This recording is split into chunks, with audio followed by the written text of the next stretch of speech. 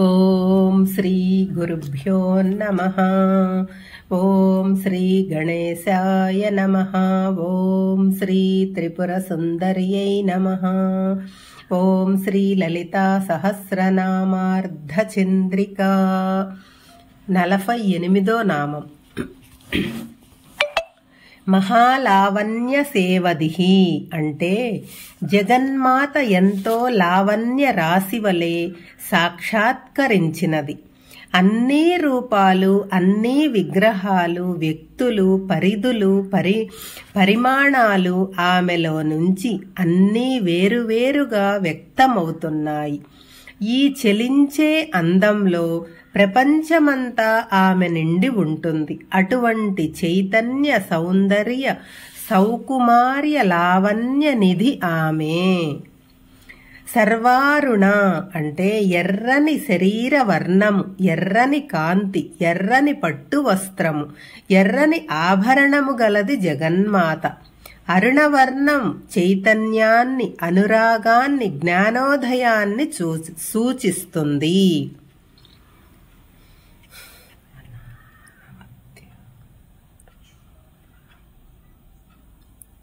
అనవధ్యాంగి ఎర్రని కాంతితో పరమ పవిత్రము, మంగళము, శుభలక్షణములు కలిగిన అవయవాలు కలది.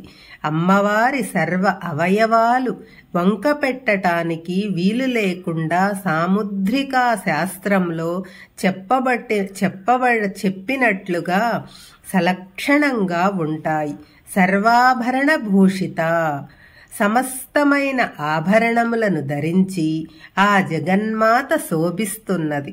సర్వ జగత్తును శోభింపచేస్తున్నది. సర్వ జగత్తును ఆభరణముగా కలిగి ఉన్నది. శివకామేశ్వరాంకస్త శివుని అంకపీఠంపై అంటే ఒడిలో అధివసించి ఉన్నది. ఇదియే ఆమె మహోన్నత సింహాసనం, మోక్ష సింహాసనం. ఈ శివుని నుండియే అమ్మవారు అను భౌతిక ప్రపంచం వ్యక్తమవుతుంది. ఈ విశాల విశ్వమంతా తన నిలయం కలది. అతి స్వల్పం నుంచి అత్యధికం వరకు మన చిత్తంలో ఇమిడి స్థాపించబడింది. శివాయై ఈశ్వరుని పతిగా పేరు పొందిన జగన్మాత ముక్తిస్వరూపిణి, స్వాధీన వల్లభ. ఈశ్వరుని తన పాతివ్రత్యంతో స్వాధీనపరుచుకున్నది. షట్చక్రాలను భేదన చేసుకొని సహస్రారంలో ఉన్న శివుడిని శక్తి కలిపి స్వాధీనం చేసుకున్నది. అంటే పరమేశ్వరుని ఆశ్రయించిన స్త్రీలకు భర్తలు స్వాధీనులవుతారు. విధేయురాలైన భార్య భర్తను ఆదేశించగలదు. ఈ నామంతో జపిస్తే భార్యాభర్తలు ఎడముఖం పెడముఖంగా ఉన్నవాళ్లు దగ్గరవుతారు.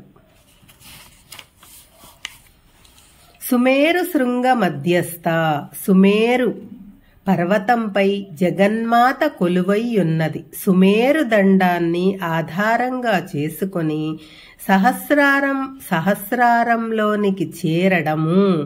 ఈ చక్రంలో ఉండే బిందువే మేరు శృంగము. ఇక్కడ ఉండే త్రిభుజంలో ఇచ్ఛాశక్తి, క్రియాశక్తి, జ్ఞానశక్తి ఉంటాయి. సుమేరు శృంగ మధ్యస్థ అనే నామం నుంచి సుధాసాగర మధ్యస్థ అనే నామం దాకా మనలో అమ్మవారి నివాసం చెప్పబడుతుంది. అక్కడి దాకా ఈ నామాన్ని న్యాసం చేయాలి. శ్రీమన్నగర నాయక అంటే శుభప్రదమైన ఐశ్వర్యములతో కూడిన నగరమునకు అధిష్టాత్రి.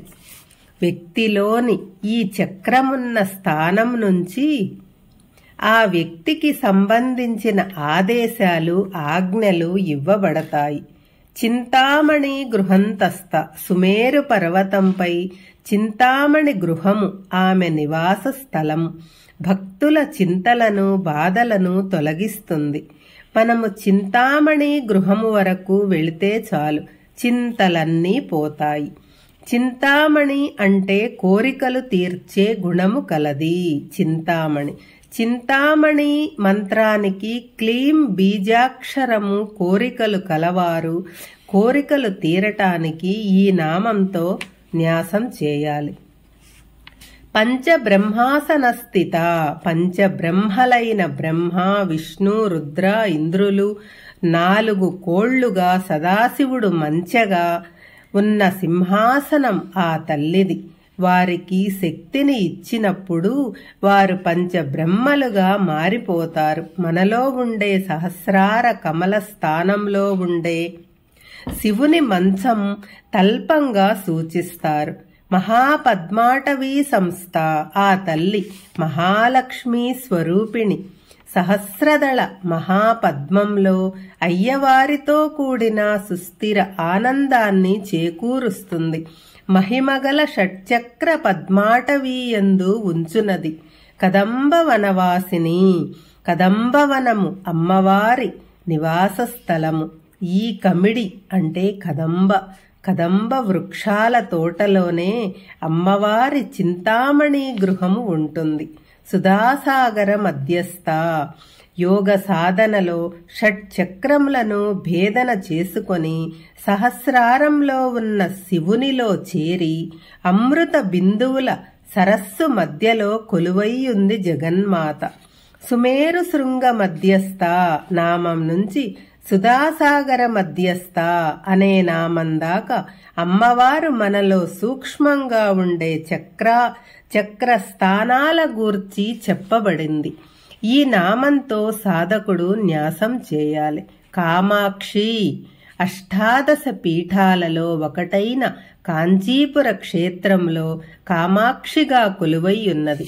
భక్తుల యోగ్యమైన కోర్కెలు తీర్చే ముక్తి మార్గం వైపు మరలించే కామదాయిని. కా అంటే